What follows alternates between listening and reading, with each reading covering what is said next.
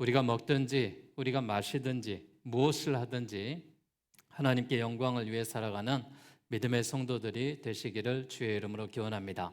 이 시간 우리 옆 사람과 한번 인사할 때 하나님께 영광을 돌리는 성도가 되세요라고 인사하겠습니다. 하나님께 영광을 돌리는 성도가 되세요. 아멘. 올 한 해 하나님께 영광을 돌리는 주의 교회와 믿음의 성도를 되시기를 주의 이름으로 축복합니다. 현대 사회를 관통하는 가장 강력한 문장 중에 하나가 내 마음대로 할 자유이죠. 내 몸인데 무슨 상관이야? 내 마음대로 하면 되지. 그러나 성경은 그 자유가 당신을 진정으로 행복하게 하는지 아니면 그 자유가 무언가의 노예로 만들고 있는지를 말하고 있습니다. 오늘날 우리가 내 몸은 내 것이다 라는 절대적인 자기 결정권의 시대에 살고 있죠. 내 인생은 나의 것이다 라고 말하며 모더니즘의 이성적인 생각들이 이 땅의 모든 삶들을 지배하고 있습니다. 그러면서 내 몸은 내 것이고 내 뜻대로 하는 것인데 무슨 너희들이 상관하냐라고 말하며 포스트 모더니즘의 사고를 현대 영혼에 잠식하고 있는 시대에 살고 있습니다.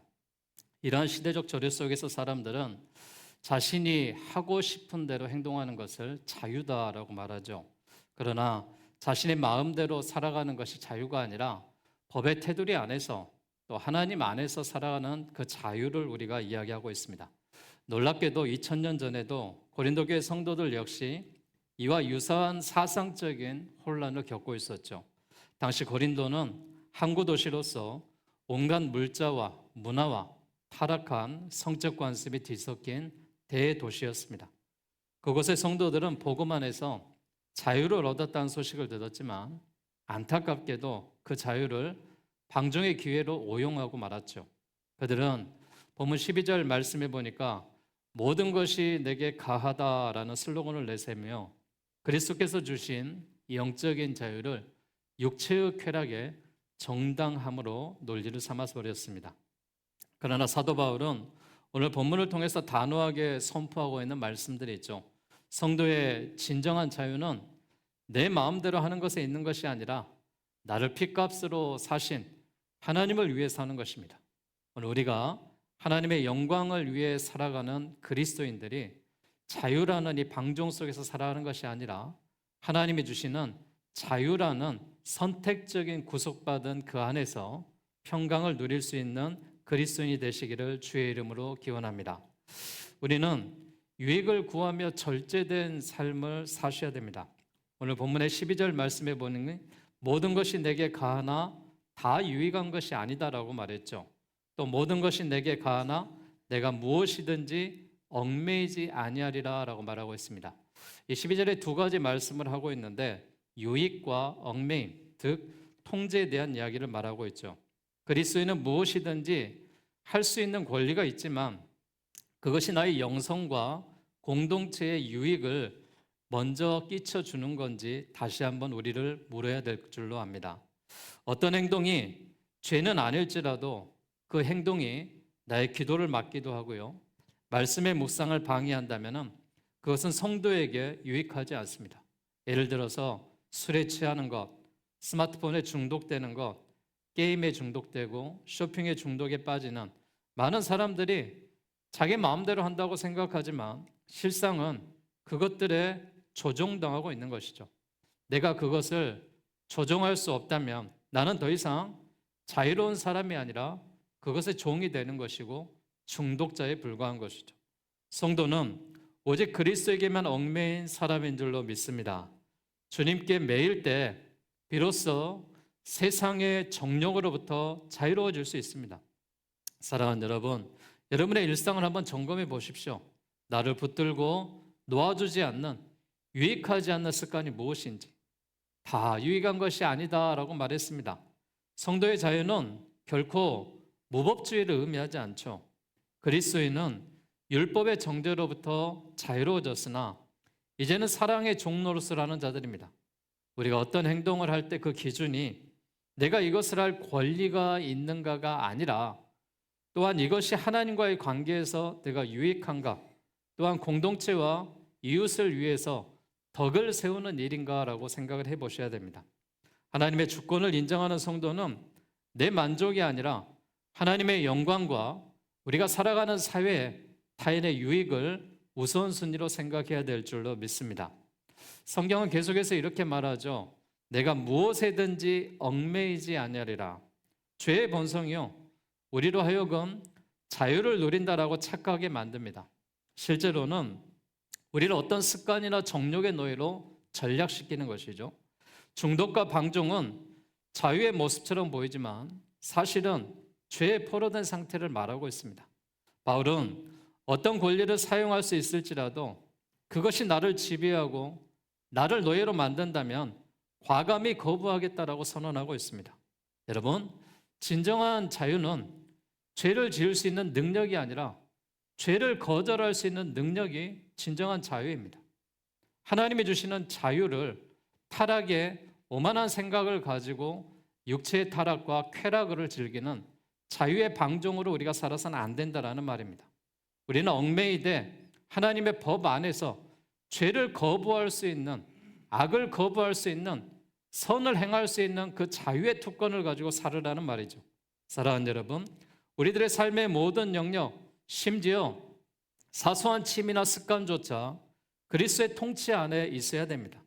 만약 어떤 문화적인 즐거움이 나를 사로잡아 주님을 향한 열정을 식게 한다면 그것은 이미 우리의 삶에 우상이 되고 마는 것이죠. 여러분, 내가 하나님보다 더 사랑하는 일이 있으면 우리는 과감하게 그 모든 것들이 우상이다라고 이야기합니다. 이유는 무엇입니까? 하나님이 주신 창조 세상에서 하나님보다 더 크고 위대한 일이 뭐가 있겠습니까? 하나님이 주시는 피조물의 삶을 살면서 하나님보다 더 앞서가는 일이 무엇이 있겠습니까? 사랑하는 여러분, 우리가 이런 영적인 유익, 선택적인 유익, 절제의 이 자유의 두 날개 아래 옳은 선택을 하며 살아가는 하나님께 영광을 돌리는 백성이 되시기를 주님의 이름으로 축복합니다. 우리의 몸의 주인이 누구이실까요? 고린도전서 말씀은 사람들이 영지주의에서 이원론적인 이 모습에 빠져 있는데요. 음식은 배를 위하여 있고 배는 음식을 위하여 있다라는 논리로 육체는 어차피 썩어져 없을 것이다 라고 이야기해요.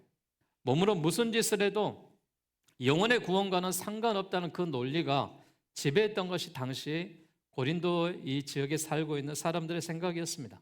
그러나 여러분, 몸은 음란을 위해서 있지 않습니다. 몸은 누구를 위해서 있느냐? 주님을 위해서 있습니다. 여러분, 우리의 생명이 얼마나 중요한지 아십니까?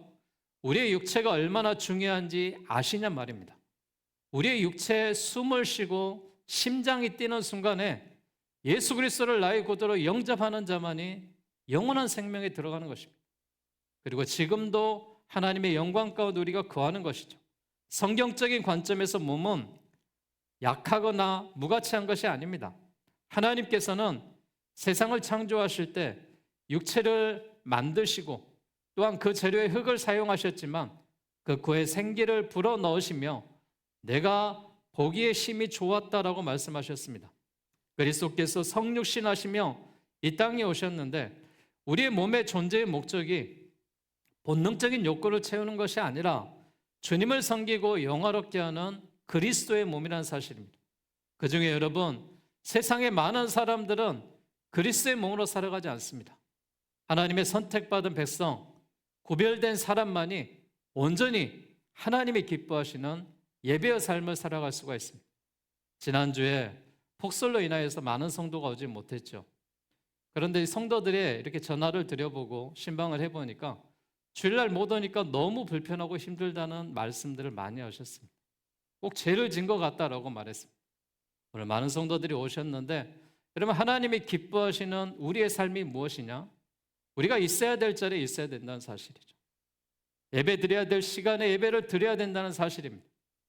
내 시간, 자유롭게 방종의 시간을 가지고 살아가는 그 모습이 바른 삶이 아니라는 사실을 우리가 깨닫고 하나님이 기뻐하시는 예배의 자리에 하나님의 임재와 사랑과 축복이 넘치시기를 주의 이름으로 기원합니다.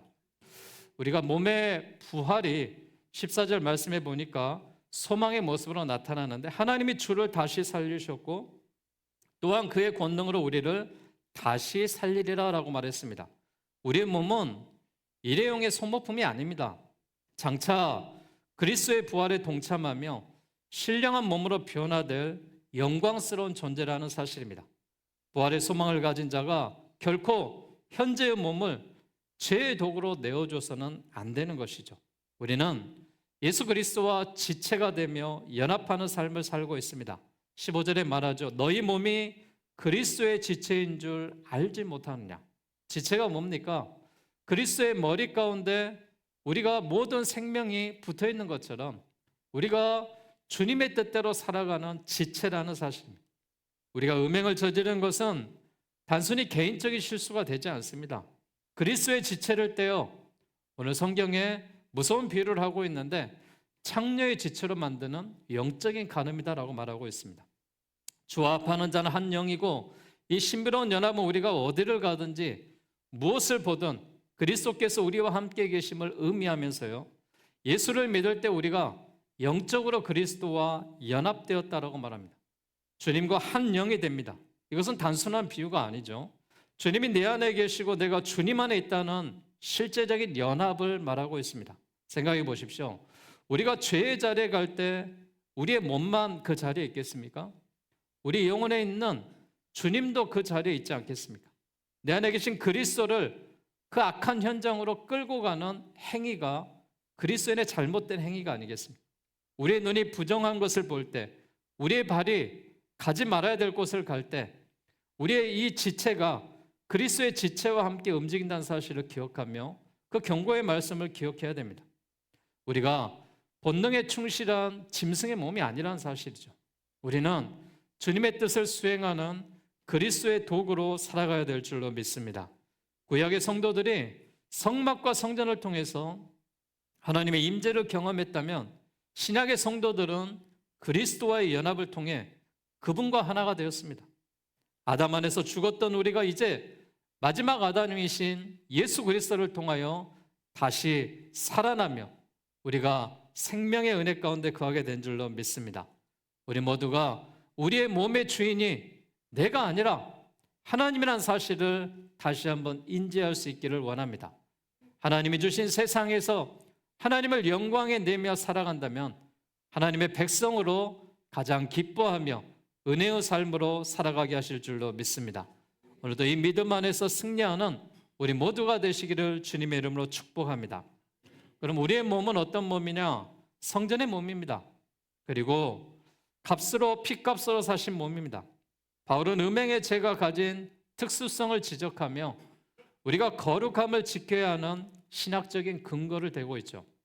오늘 19절 말씀에 너희의 몸은 성령의 전인 줄 너희가 알지 못하느냐라고 말하고 있습니다. 구약시대 성막과 성전에는 하나님의 영광이 머무르는 하나님의 역사가 있었죠. 이제 그 영광이 건물에 있지 않고 예수를 믿는 우리 몸 안에 거합니다. 내가 서 있는 곳이 성전이고 내가 밥을 먹고 일하는 자리가 예배의 처소라는 사실입니다.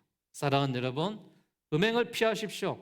오늘 18절에 말해 음행을 피하라. 사람이 범하는 죄마다 몸 밖에 있거니와 음행하는 자는 자기 몸에 죄를 범한다라고 말했습니다. 이 피하라는 마음은 싸우라는 말입니다. 여러분, 자유의지를 가지고 피할 수 있습니다. 우리가 충분히 우리 안에 선이 나를 지배한다면 악을 피할 수가 있는 것입니다. 인간의 정령이 가진 파괴력과 유혹이 얼마나 강한지를 알기 때문에 그렇습니다. 성적인 죄는 자기 몸에서 직접 죄를 범하는 것이고 하나님이 거하시는 처소를 더럽히는 행위다라고 말하고 있습니다. 하나님이 주시는 주님의 몸을 우리가 음행을 피하며 살아갈 수 있기를 바랍니다. 그리고 19절에 말했던 것처럼 너희의 몸이 성령의 전인 줄 알지 못하느냐. 우리가 어찌 성령의 전에 그 은혜를 받으며 살아갈 수 있겠습니까? 이것은 성도의 정체성에 대한 위대한 선언이자 주님의 축복 아니겠습니까? 구약시대 성막의 지성소에 하나님의 영광이 머물렀는데 예수 그리스도를 믿는 그리스도인 한 사람 한 사람에게 이제 우리 모두가 하나님의 성령의 전이 되었다는 사실입니다. 우리가 걸어다니는 지성소가 되었다는 사실입니다. 그래서 우리가 하나님 앞에 왕같은 제사장으로 예배할 수 있는 은혜가 우리 가운데 있는 것입니다. 여러분, 악을 물리칠 수 있는 자유의지가 우리 가운데 있습니다. 그리고 이 모든 것들이 무엇이냐? 예수의 피값으로 산 것이 되었다라는 것이죠. 값은 무엇입니까? 이미 지불되었다는 사실이에요. 우리의 죄가 지불되었고 우리가 막힌 담이 흘려졌고 또한 이를 단번에 피의 제사로 예수 그리스도가 십자가의 완성을 이루시고 또한 우리가 예수가 부활과 승천으로 인하여서 우리의 산소음이 되었다는 사실입니다. 이제 우리가 더 이상 자신이 주인이 된 그런 포스트 모더니즘 같은 그런 세상에 그런 삶에 이성이 지배하는 삶들을 여러분 버리시고 하나님이 지배하는 그리스도인들이 되시기를 주의 이름으로 부탁드립니다. 우리의 소유권은 하나님께 있습니다. 내 것이 아니라는 사실입니다. 그리스도의 피값이 지불된 순간 우리의 생명과 시간과 건강과 재능 그리고 이 육체까지도 전적으로 하나님의 소유가 되는 것입니다. 우리가 매 순간 물어야 될 것입니다. 주님, 이 몸을 어떻게 쓰기를 원하십니까? 하나님, 우리가 어떤 행동을 하며 어떤 실천이 있는 그리스도인이 되기를 원하십니까? 우리가 거룩하게 살아야 되는 이유는 구원받기 위해서가 아닙니다. 이미 예수의 피값으로 구원받는 자가 우리가 하나님의 은혜 가운데 예배하며 살아가는 것입니다. 사랑하는 여러분, 구원받는 백성이 하나님 앞에 예배의 자리를 찾는 줄로 믿습니다. 그 자리에 행하는 자가 우리가 실천 있는 삶과 생각을 가지고 사는데 하나님의 전적인 은혜로 선택받고 대속되었기에 그 은혜에 압도된 성도는 자발적으로 자신의 몸을 하나님께 내어드리는 것입니다. 이것이 바로 성도의 견인이고 우리가 성화된 생활을 살아가는 것이죠. 본문은 철저하게 하나님의 절대 주권을 강조하고 있습니다. 구원은 우리가 선택한 것이 아니라 하나님이 나를 선택하셨습니다. 하나님이 나를 인쳐주셨습니다. 그러기에 주님의 피값으로 나를 지불하시고 선택하셨다면 그 은혜가 하나님의 은혜 가운데 거하게 하실 줄로 믿습니다. 그래서 우리 그리스도인들이 하나님 앞에 코람데오의 정신을 갖고 살아가는 것입니다.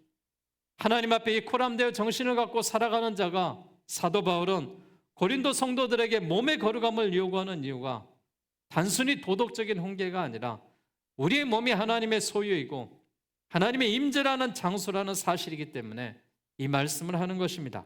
사랑하는 여러분, 하나님이 주시는 이런 성전된 몸, 값으로 사신 우리 그리스도인들은 하나님께서 선택해 주셨다는 사실을 기억하고 구원받는 자답게 당당하게 주님의 뜻을 행하는 믿음의 종들이 되시기를 주의 이름으로 기원합니다. 오늘 결론적으로 말씀드리겠습니다. 사도 바울은 오늘 말씀의 결론을 뭐라고 이야기하고 있느냐? 그런즉 너희의 몸으로 하나님께 영광을 돌리라. 그런즉 뭐라고 말하고 있습니까? 너희가 지금까지 살아온 모든 것들의 삶이 너의 몸의 주인이 하나님이시고 너희가 성전의 몸이고 너희가 인침받는 그리스도인이라면 그런즉 이제 너희의 몸으로 하나님께 영광을 돌리라라고 말하고 있습니다. 세계에서 가장 여러분 비싼 악기 중에 많은 악기들이 있죠. 그런데 오래된 전통 악기 중에 바이올린이라는 악기가 있습니다. 1600년, 1700년 때 만들어진 악기가 지금도 아름다운 선율의 소리를 내고 있습니다. 그런데 그 시대 사는 사람이 만약에 이 바이올린의 가치를 그대로 묻어두고 나만 사용하고 폐기해버린다면 그 소리가 계속해서 아름다운 소리가 나겠습니까? 그 악기는 거장의 손에 들려 아름다운 선율을 낼 때 가장 가치 있는 악기가 되겠죠. 우리의 몸이 이 바이올린보다 훨씬 비싼 예수의 피값으로 산 악기입니다. 우리가 이 몸을 죄로 낙서하고 죄로 인하여서 더럽히는 것이 아니라 우리 몸을 거장인 하나님의 손에 맡겨드리고 우리 인생에서 가장 아름다운 찬양의 선율이 흘러나와야 될 줄로 믿습니다. 우리는 흔히 하나님의 영광을 거창한 성공이나 특별한 이런 종교적인 행사에서 찾으려고 합니다. 그러나 성경은 그렇게 말하지 않습니다. 성경은 하나님의 영광은 지극히 구체적이라고 말합니다. 하나님께 영광을 돌리는 몸의 행실이 여러분 무엇이겠습니까? 우리가 비록 피곤하고 힘들지만 예배의 자리로 나오는 거 아니겠습니까? 비록 내 뜻대로 되지 않아서 화가 나고 내가 이런 악한 생각을 하고 있지만 그럼에도 불구하고 성령이 내 안에 계시기에 절제하며 축복의 말을 하는 거 아니겠습니까? 우리가 정욕에 앞서고 내가 모든 것을 할 수 있지만 하나님의 뜻이 아니기에 우리가 다시 한번 무릎을 꿇고 성경을 피지 않겠습니까? 그리고 하나님이 주신 세상에 나 혼자 사는 것이 아니라 함께 살아가는 것이기에 이웃에게 손을 내미는 행위가 아니겠습니까? 바로 이것이 하나님이 받으시는 최고의 예배요 그리스도인의 삶의 품격인 줄로 믿습니다. 우리가 정욕의 유혹 앞에 나는 하나님의 성전이다라고 외치며 돌아설 때 하나님의 영광이 나타날 줄로 믿습니다. 비록 피곤한 몸을 이끌고 또한 이웃을 섬기며 나가며 또한 그리스도인으로 삶을 살아갈 때 하나님이 하십니다. 하나님이 역사하십니다. 하나님이 동행하십니다. 하나님이 앞으로도 미래의 삶도 함께할 줄로 믿습니다. 하나님은요 공짜가 없습니다. 우리가 사는 세상에서 무엇과도 바꿀 수 없는 예수 그리스도의 생명의 값으로 사신 소생한 존재인 여러분들이 이 한 주간을 살아가면서 여러분 한 사람 한 사람이 여호와 하나님으로 인하여 기뻐하시고 하나님의 영광에 내는 그런 삶을 사셔서 하나님 우리를 통하여 영광 받으시고 또한 이 한 주간을 살아가면서 그리스도인답게 믿음으로 승리하며 살게 해달라고 여러분 기도하면서 이 한 주도 하나님의 말씀과 함께 하나님께 영광을 돌리며 승리하는 우리 모두가 되시기를 주의 이름으로 축원합니다. 이 시간 함께